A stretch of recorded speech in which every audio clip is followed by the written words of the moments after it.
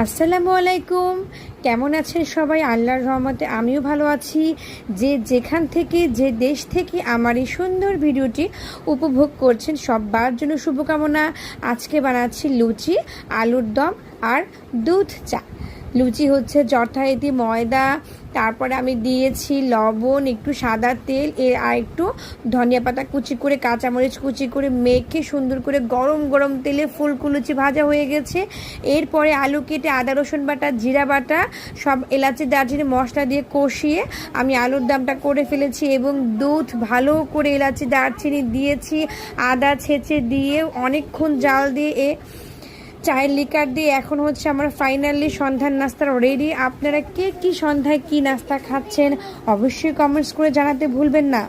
তার সাথে এটা বলুন, আজকে সন্ধ্যার নাস্তার আইটেমটি দেখতে কেমন লোভনীয় মনে হচ্ছে? কি খেতে ইচ্ছে করছে?